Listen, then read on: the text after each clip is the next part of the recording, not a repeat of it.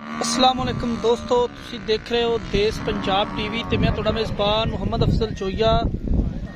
दोस्तों सब तो पहले अपने चैनल नूं करो सबसक्राइब, बैल आइकन का बटन दबाओ ताकि साडी लेटेस्ट और बेहतरीन वीडियो तुहाडे तक आसानी पहुँच सके और तुसी वो वीडियो देखो सब तो पहले।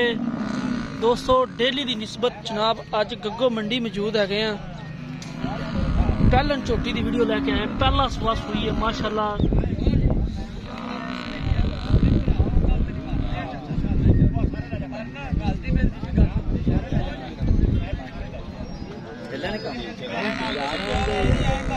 इन छड्डी आई माड़ा जा, इन थोड़ा इन छड्डी आई जाम माशाल्लाह। कतरी कतरी सेर है, बड़ी खूबसूरत है, कैमरे की नजर है, पीरां दे सामने आइन ले चल आई अंदर नूं।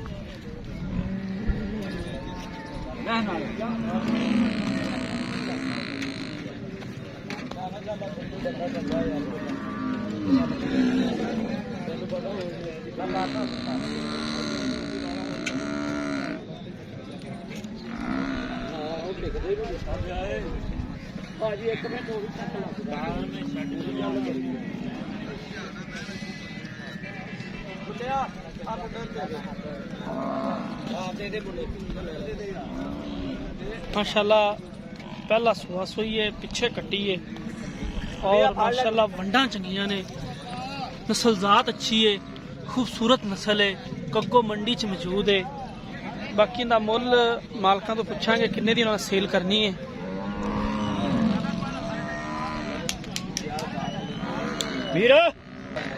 वीरा भरावां दे सामने माशाल्लाह मूंहों चार दंद है।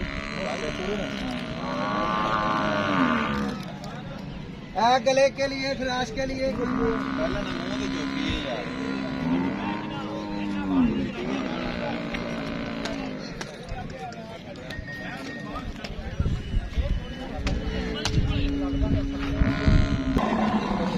मालक तो पुछांगे किन्ने दे पैसे ने। 3.5 लाख फाइनल किन्ना दुध देंदे?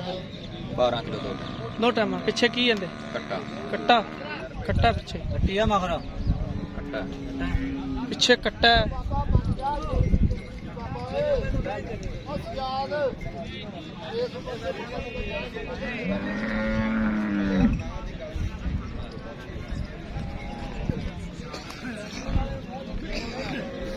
मीर चौकी बांधना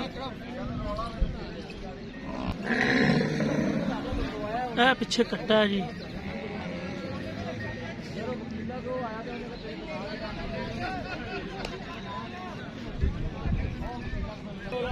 बिल्कुल ताज़ा सूई है, 3.5 लाख रुपया की डिमांड है।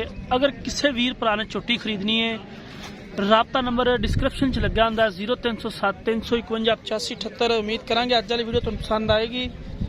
वीडियो पसंद आए लाइक तो शेयर लाजमी करना है। मिलांगे एक नई वीडियो के नाल। अपने मेज़बान नूं दिओ इजाजत। अल्लाह हाफिज़।